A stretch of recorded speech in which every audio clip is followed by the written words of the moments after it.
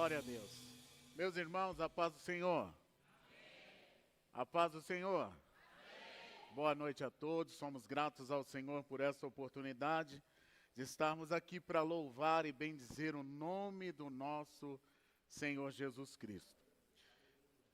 Quero pedir para que você abra a sua Bíblia no Evangelho de Jesus Cristo, segundo Mateus escreveu, capítulo de número 28, versículo 19 e 20.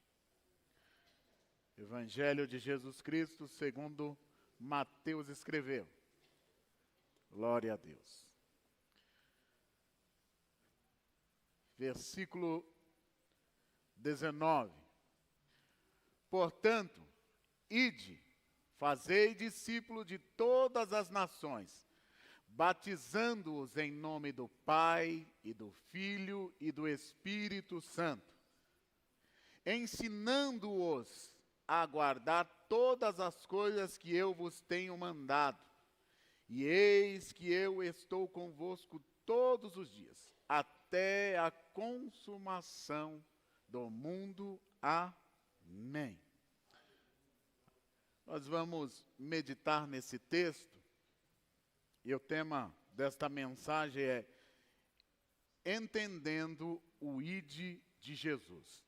Então nós vamos meditar nesse texto do capítulo 28, do versículo 19 e 20, e nós vamos meditar nele e entender o ID de Jesus para nós cristãos. Coloca para mim aí João 14, versículo 21. Aquele que tem os meus mandamentos e os guarda, este é o que me ama. E aquele que me ama será amado de meu Pai, e eu o amarei e me manifestarei a ele. Nós vamos meditar dentro desta visão geral, e para que a gente compreenda, eu dividi em 3 tópicos a ministração de hoje. Então nós vamos meditar sobre chamados ao arrependimento, comprometimento e entrega. Então, para que nós possamos entender o ID de Jesus, nós vamos trabalhar em cima desses 3 tópicos e entender o chamado ao arrependimento, o nosso comprometimento e a nossa entrega.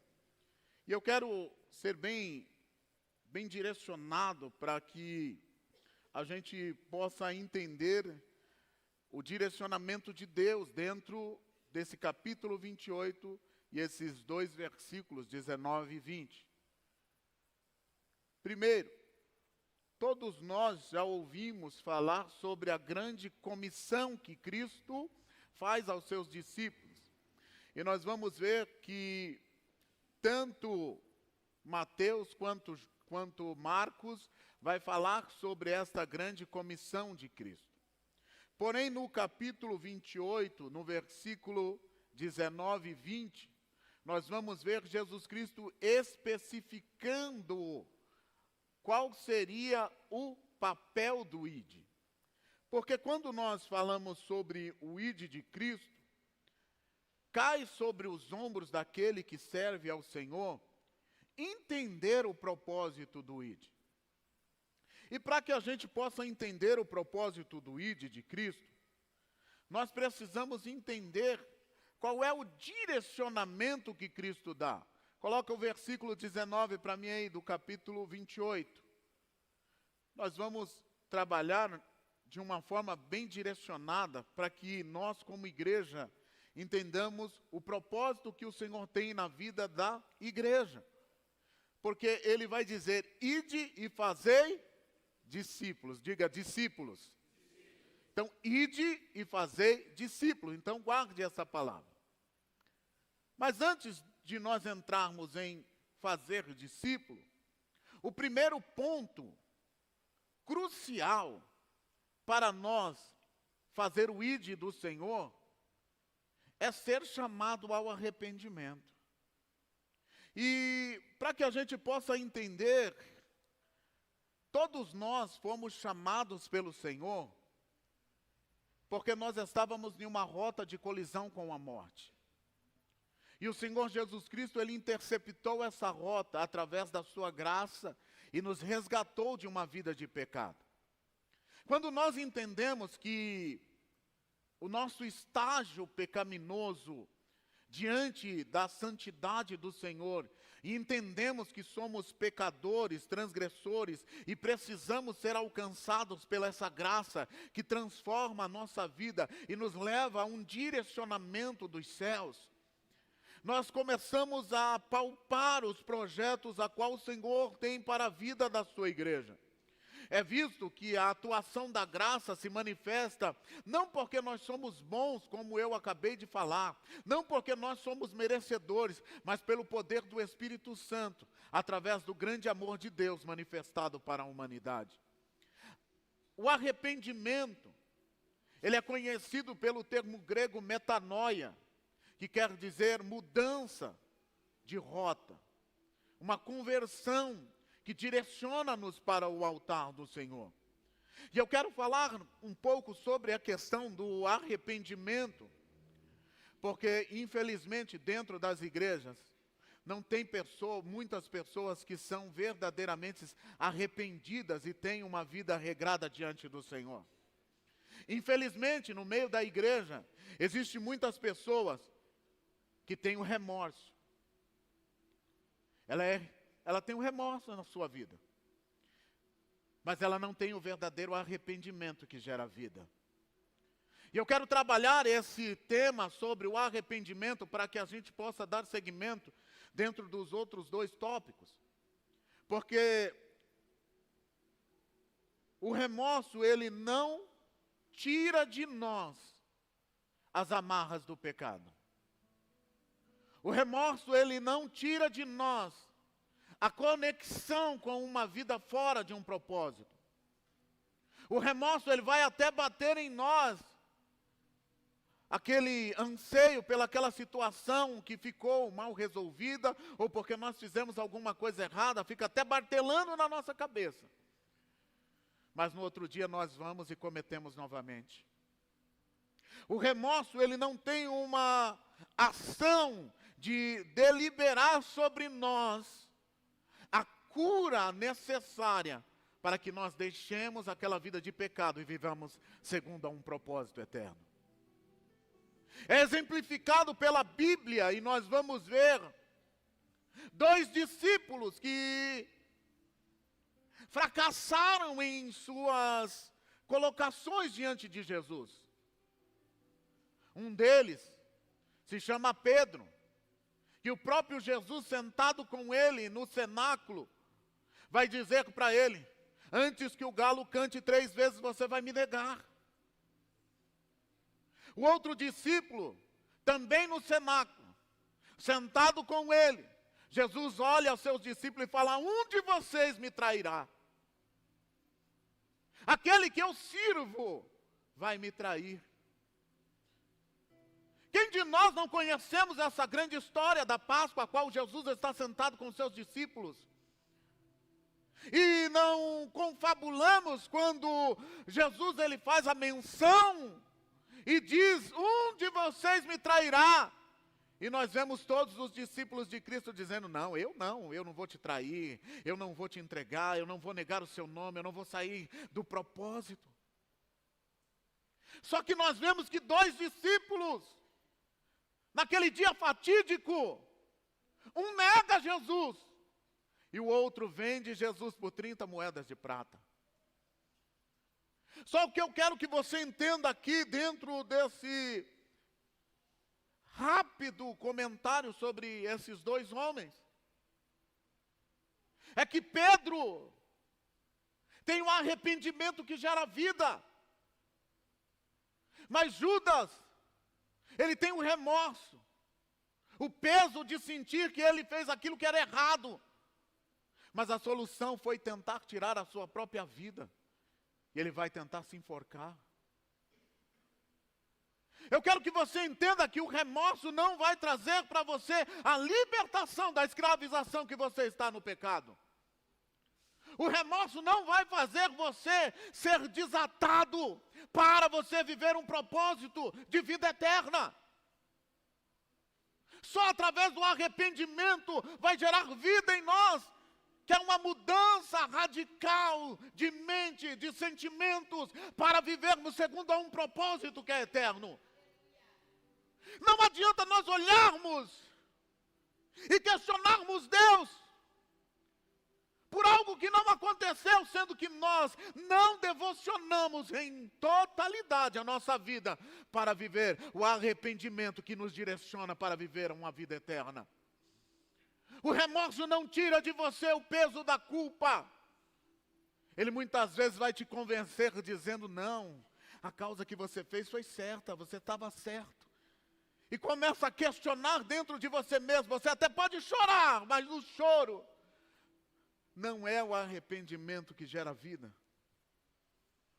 E eu quero que você entenda isso, porque para fazer o ID do Senhor, precisa de uma mudança radical nas nossas vidas.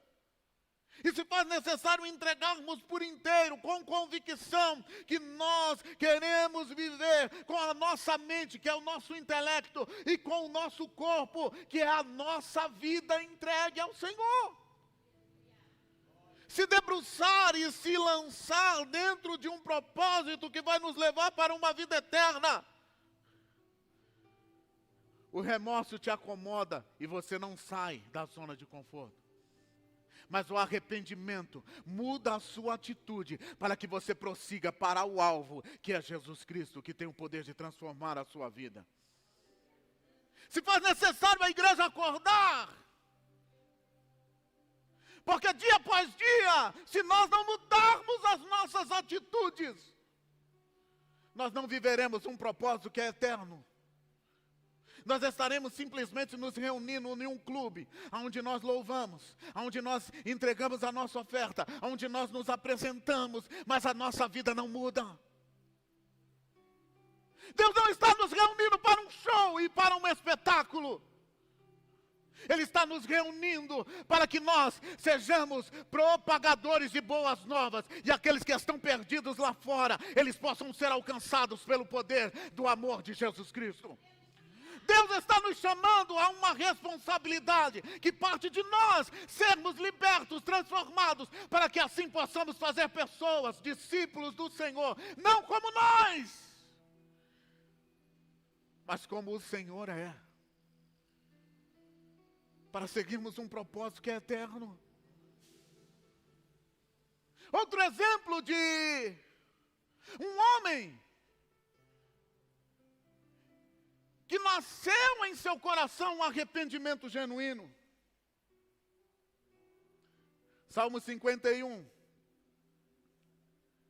Davi vai dizer: tem misericórdia de mim, ó Deus, segundo a tua bondade, ou segundo o teu amor, apaga as minhas transgressões, segundo a multidão das tuas misericórdias, lava-me completamente da minha iniquidade e me purifica do meu pecado.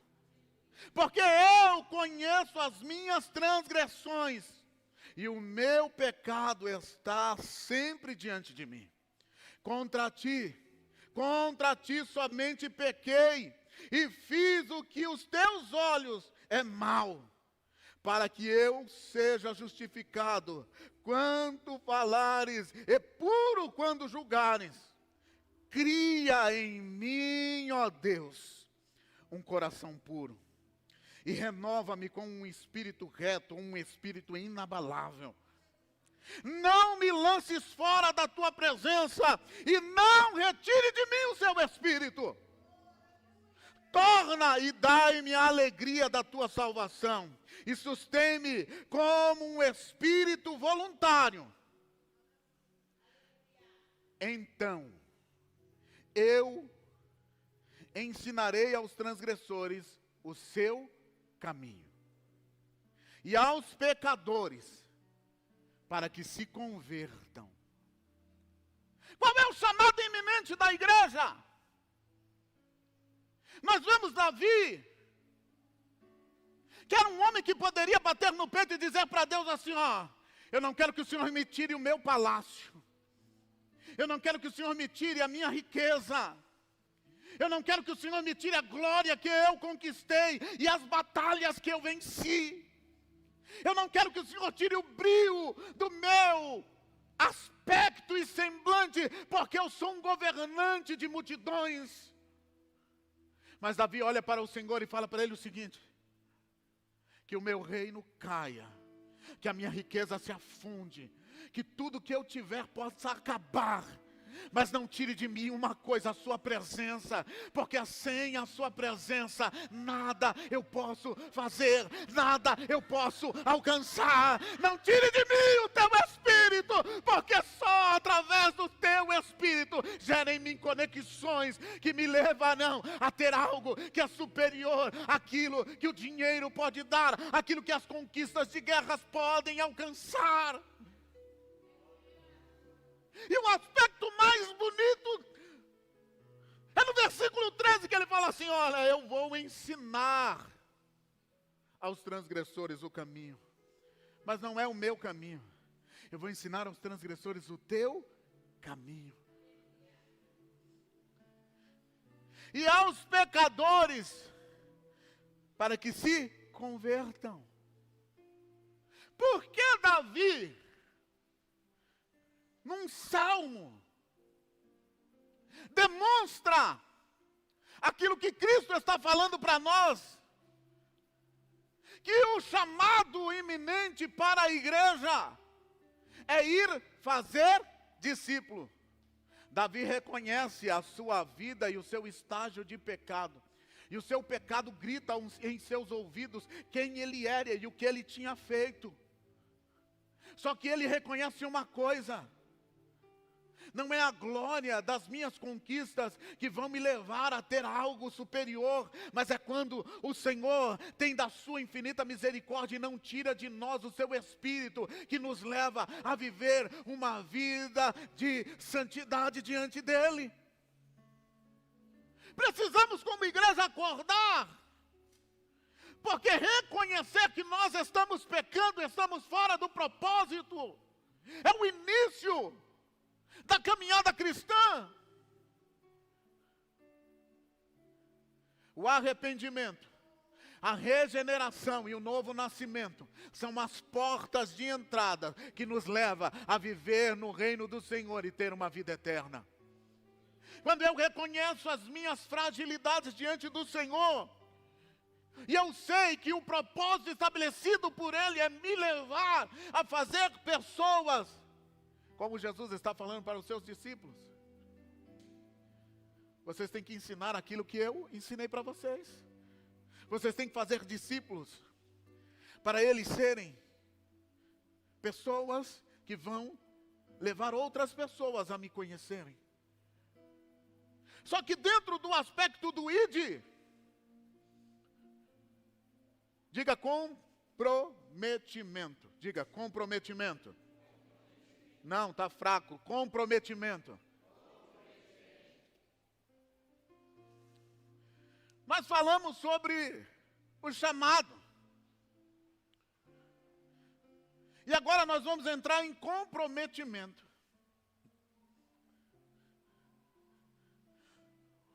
O comprometimento da igreja em ir e fazer discípulo. Ir e fazer discípulo. Eu estava vendo uma ministração de um pastor renomado, e ele dizia o seguinte: a igreja não é para um lugar para reunir pessoas, para nós vir aqui e só aprender uma boa palavra. A igreja é um quartel-general que Deus levanta pastores para cuidar de ovelhas. E a ovelha não é as que estão aqui. As ovelhas são aquelas que estão lá fora perdidas. Deus te chama Porque, infelizmente, dentro da igreja, nós temos pessoas que têm de 6 a 5 meses de cristão, de 1 mês. E nós temos pessoas que têm de 30, 40, tem pessoas até que têm quase 50 anos de crente. Só que em sua maioria, as ministrações são para poder curar feridas daqueles que deveriam estar lá fora para vidas serem ganhadas pelo poder do nome de Jesus.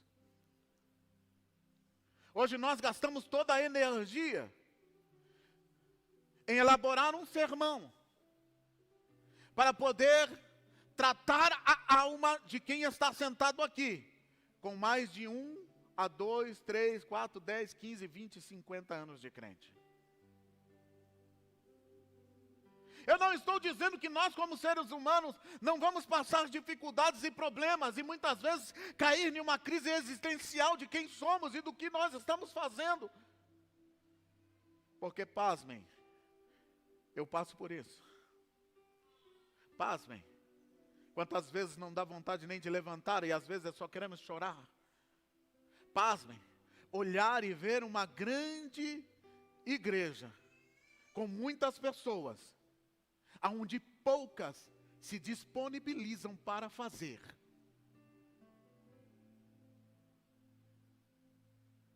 Deus não nos quer numa zona de conforto.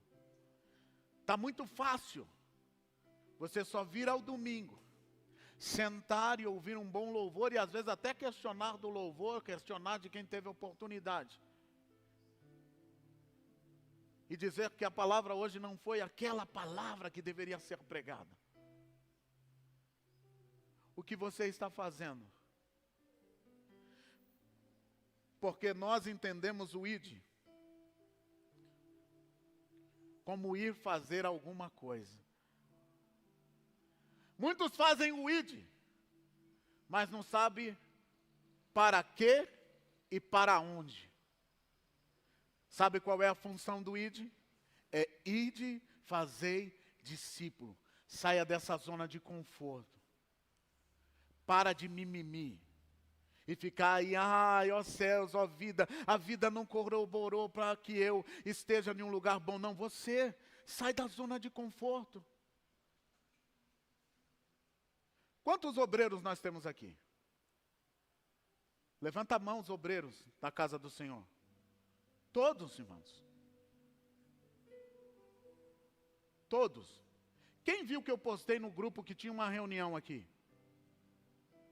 Dá para ver lá na timeline quando eu posto quem viu e quem não viu, irmão. Talvez você não sabe desse recurso do WhatsApp. Só que não veio, acho que 4 ou 5 obreiros aqui. Você não quer ser obreiro? Me procura no fim do culto. Pastor, não quero servir mais como obreiro.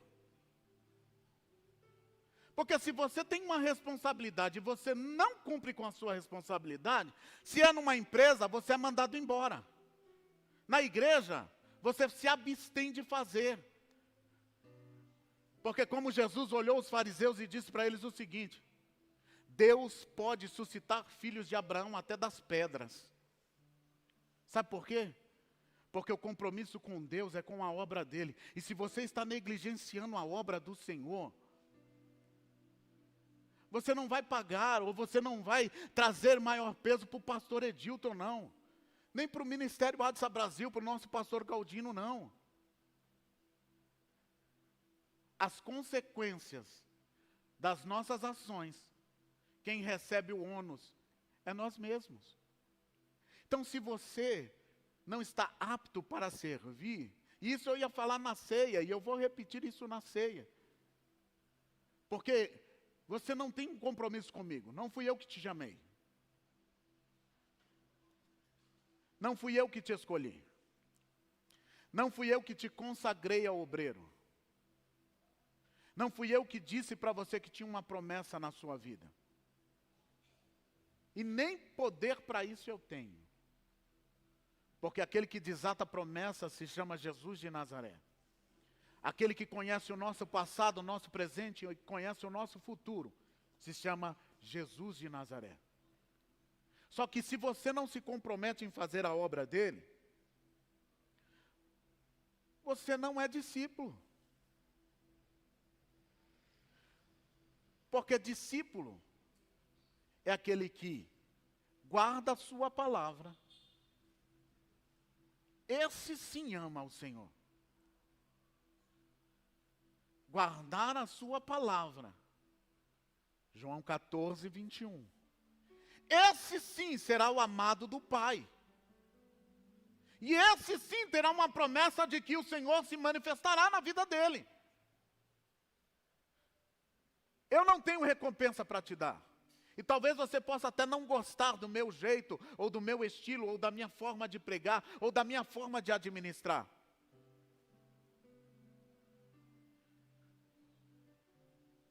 Reclama para o dono da obra. E o dono da obra não é o pastor Galdino. Ele só é um administrador macro da obra. Tem 900 igrejas espalhadas pelo Brasil e fora do Brasil.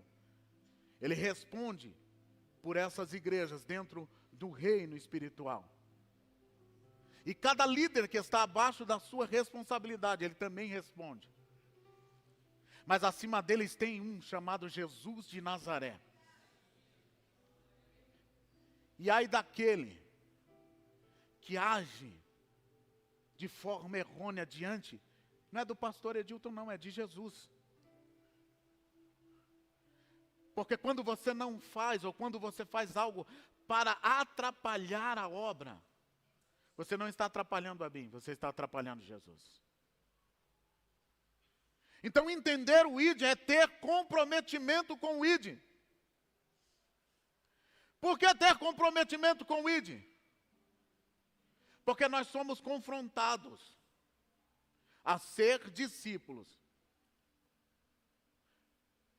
Discípulo gera discípulo. Se você não é discípulo, não tem como você gerar discípulo. Se você não tem comprometimento com a obra, você não tem como gerar discípulos. O ID é entendido de duas formas por alguns. Como nós já recebeu em alguma vez na nossa casa, ou até mesmo no caminho, ou até mesmo em uma parada de ônibus perto de uma padaria, um TJ, apresentando a sua visão de ID. Quem de nós já não foi abordado por um da igreja do sétimo dia, dos mormons? Jesus é o Senhor deles. Só que o seu ID não leva para uma regeneração e uma transformação.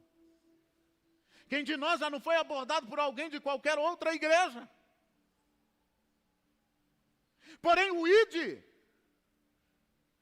ir e fazer discípulos conforme as Escrituras Sagradas, só aqueles que nasceram de novo na presença do Senhor Jesus Cristo. O ID pode ser feito de diversas formas. Por seitas, pregadores de heresias. O ID pode ser, vamos ali e confabulamos de alguma coisa.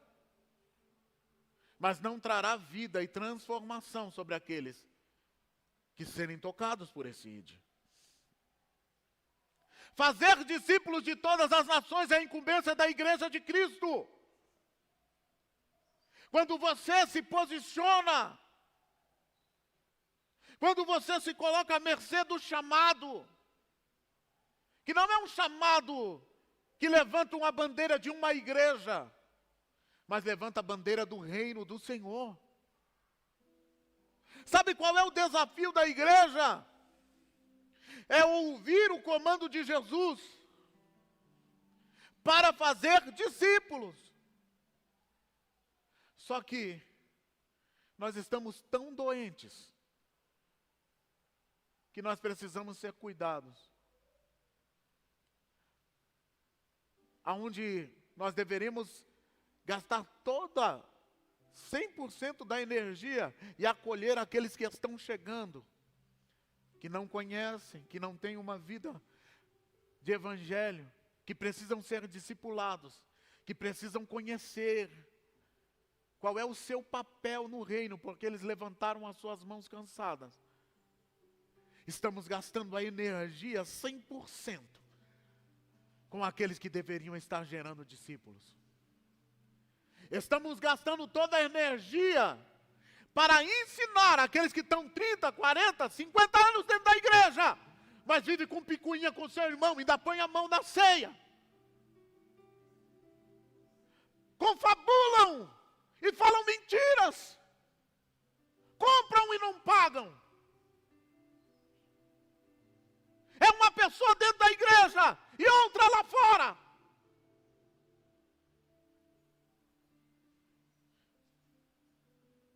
Você já parou para pensar, muitos de nós, e eu não tenho uma fala burra não, irmãos.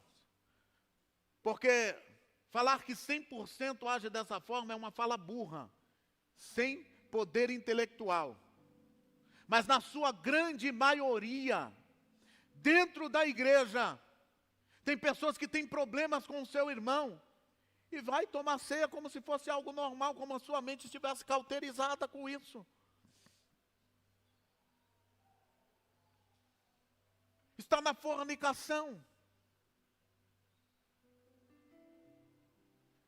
Deus não se agrada, irmãos. Mas eu creio num Deus que revela. Eu creio num Deus que traz à tona. E se for necessário expor para que o nome do Senhor seja glorificado, vai ser exposto. Sabe por quê, irmãos?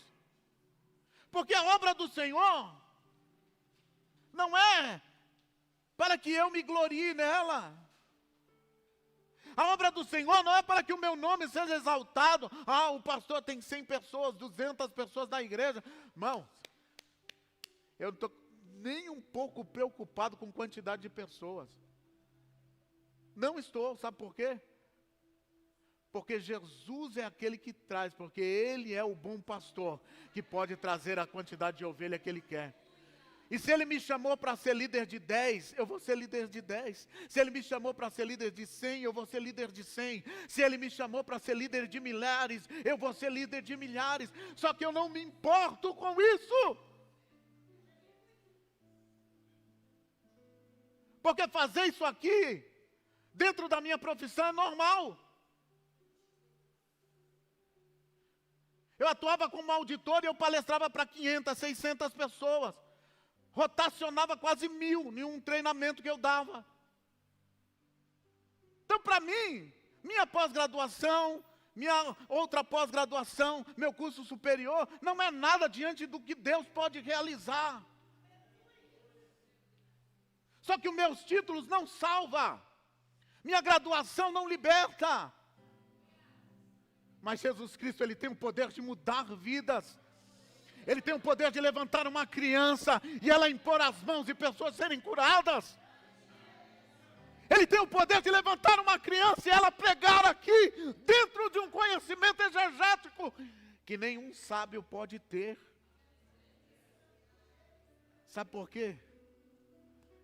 Porque Ele é poderoso. E o poder dele não se limita dentro das nossas limitações. Talvez você entrou aqui precisando de uma resposta de Deus, e a resposta dele é: saia da zona de conforto e faça aquilo que é para você fazer. Se Deus te chamou para ser o zelador da igreja, seja. Se Deus te chamou para ser o porteiro, seja. Se Deus te chamou para ser um diácono, uma diaconisa, seja. Se Deus te chamou para você ser um evangelista, seja. Um pastor, seja. Se Deus te chamou para você só ficar na intercessão, interceda. Mas Deus não quer ver uma igreja morta. Não adianta nós sairmos aqui marchando, falando em línguas. Porque a aparência só deslumbra os olhos daquele que não tem o discernimento. A aparência de uma igreja de Sardes, capítulo 3 de Apocalipse, do versículo 1 ao versículo 6. só traz brilho aos olhos daquele que não tem discernimento de espírito. Porque você acha que eu estou sentado ali muitas vezes de olhos fechados, eu não sei quem está no espírito de verdade. Eu ainda sirvo aquele que revela o oculto e o escondido. Eu ainda sirvo aquele que, se Ele quiser revelar a sua história, Ele vai revelar, porque Ele é poderoso e Ele não deve nada para ninguém. Existe um mover sobrenatural sobre este lugar. E ele não pode ser contido por mãos humanas. Só pelo poder do Senhor.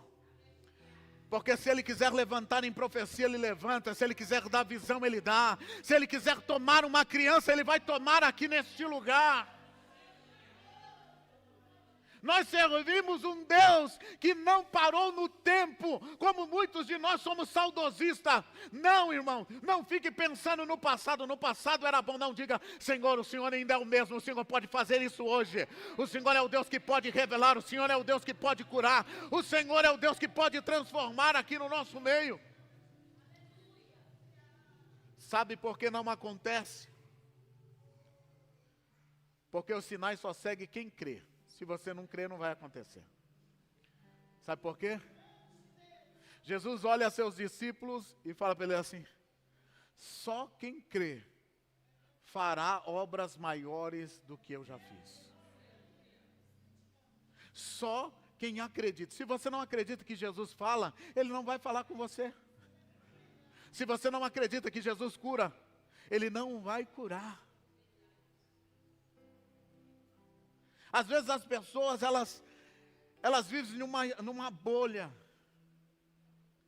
onde ela quer se proteger de tudo.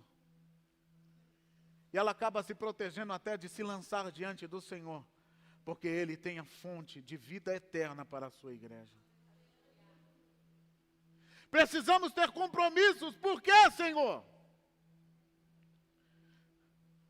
Porque o nosso compromisso vai demonstrar qual será a nossa entrega. Terceiro e último tópico. Qual é a sua entrega? Provérbios 23, versículo 26. Dai-me, filho, o teu coração e os teus olhos, e observem os meus caminhos. Lucas 14, 33. Assim, pois, qualquer de vós que não renunciar tudo quanto tem, não pode ser meu discípulo. A sua entrega define quem você é no reino. Porque o Senhor quer seu coração, como muitos falam aí fora, mas Ele quer seu corpo, Ele quer seu espírito, Ele quer a sua vida inteira. Deus não quer parte sua, Ele quer você por inteiro. Ao ponto de Ele não querer nos dividir com ninguém. Porque daquele que serve ao Senhor não pode jorrar dois tipos de fontes. Ou você serve, ou você não serve. E não adianta colocar um belo terno e uma boa gravata. Não adianta ter um português polido.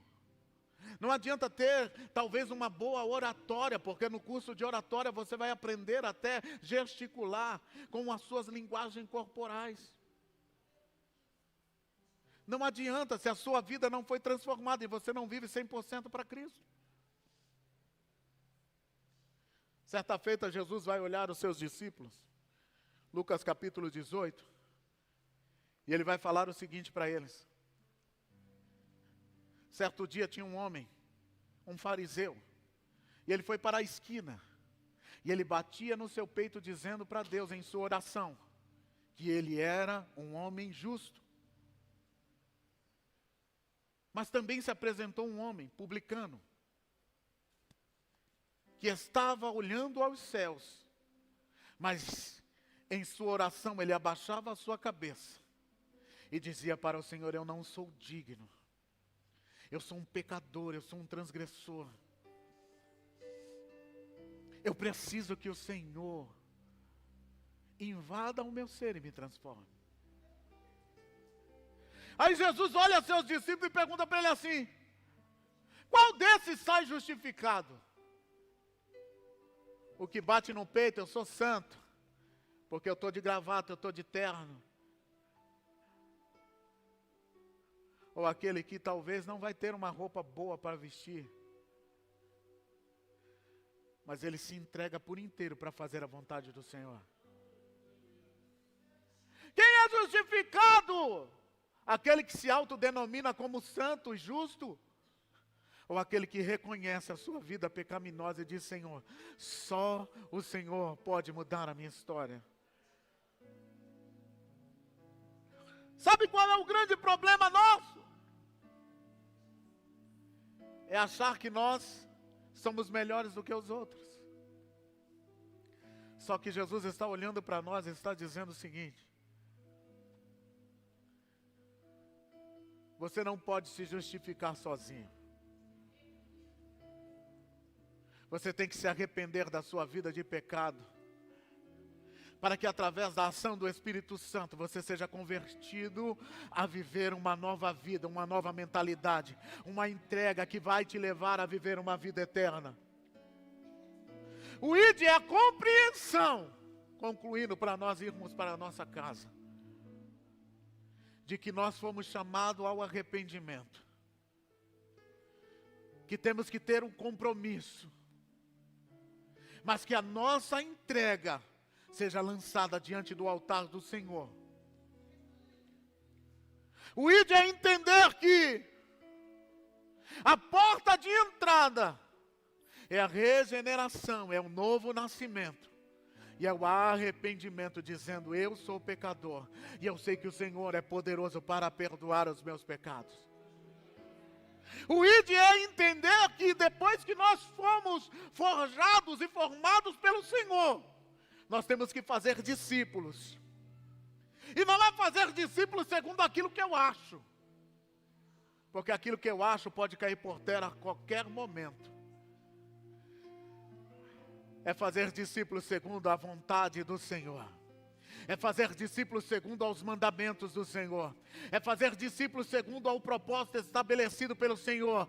Que o seu reino venha a ser desenvolvido na terra, e vidas venham a ser alcançadas através das boas novas.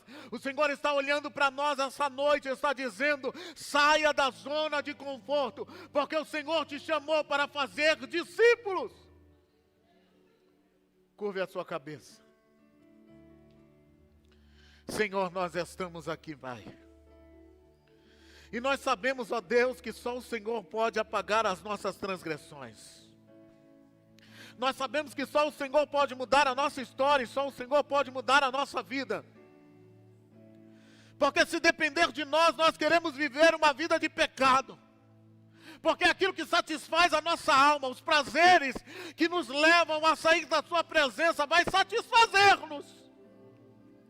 Mas nós nos colocamos, ó Pai, como aquele publicano, que reconhece o seu estágio pecaminoso, e não tem condições de olhar nem para o Senhor, nem para os céus, porque ele reconhece que ele precisa de uma mudança de vida, uma mudança de rota. Senhor, perdoa os nossos pecados, perdoa as nossas negligências. Que nós possamos, ó Pai, frear a nossa língua, para que nós não venhamos falar mal do nosso irmão, mas nós venhamos orar por ele. Que nós não venhamos, ó Deus, pegar emprestado e não querer devolver, ou comprar e não querer pagar. Que nós não venhamos, ó Pai, ser homicidas, porque as palavras que saem da nossa boca causam mortes em pessoas. Deus, crie em nós um coração puro e um espírito inabalável. Cria em mim, ó Deus, um coração puro. Renova a nossa mentalidade, Senhor. Renova as nossas forças. Oh, Espírito Santo, oh, Espírito de vida,